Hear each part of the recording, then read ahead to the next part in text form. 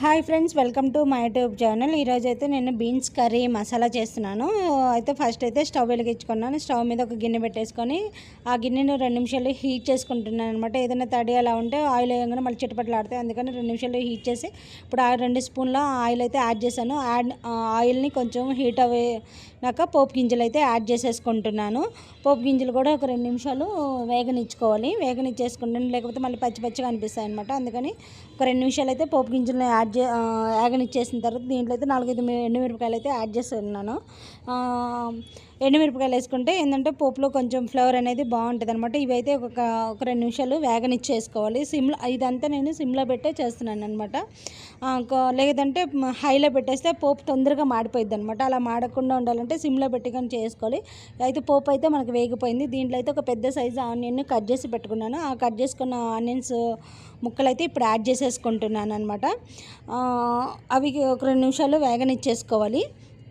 ఆనియన్స్ని 2 నిమిషాలు వేగనిచ్చుకోవాలి. అయితే ఆనియన్స్ వేగాలంటే ఆనియన్స్ వేగడానికి నేను కొంచెము సాల్ట్ అనేది యాడ్ చేసేసుకుంటున్నాను అనమాట. ఇట్లా అన్నీ వేసినాక ఒకసారి కలిదిప్పేసేసుకోవాలి.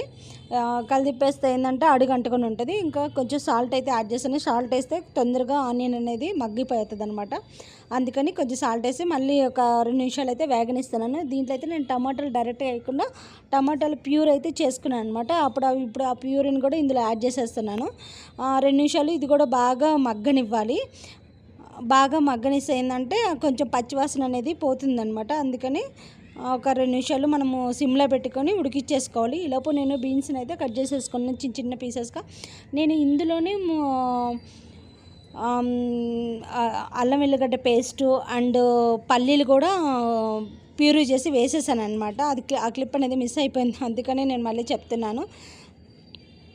అది కూడా ప్యూరీ చేసి వేసాను. తర్వాత అవన్నీ కొంచెంసేపు మగ్గిన తర్వాత నేను చిన్నగా కట్ చేసుకున్న బీన్స్ని కూడా యాడ్ చేసేసాను అనమాట. బీన్స్ని యాడ్ చేసి ఒక 5 మినిట్స్ ఏంటంటే సిమ్లో పెట్టుకొని బాగా మగ్గనిచ్చేసుకున్నాను.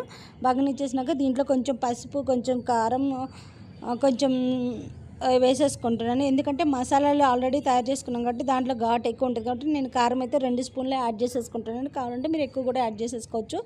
సో వీటన్నిటి మొత్తాన్ని కలబెట్టేసేసుకొని ఇప్పుడైతే నేను ప్రెషర్ పెట్టేస్తున్నాను. దీంట్లో ఒక చిన్న గ్లాసు వాటర్ అయితే పోసేసుకుంటున్నాను. ఎందుకంటే ఎక్కువ వాటర్ అయితే అవసరం లేదు, ఆల్రెడీ మనం ప్యూర్ అన్నీ వేసేసాం కాబట్టి ఒక చిన్న గ్లాసు వాటర్ అయితే పోసేస్తున్నాను. పోసేసి ఒక 2 నిమిషాలు ఉంచేసి ప్రెషర్ పెట్టేశాను.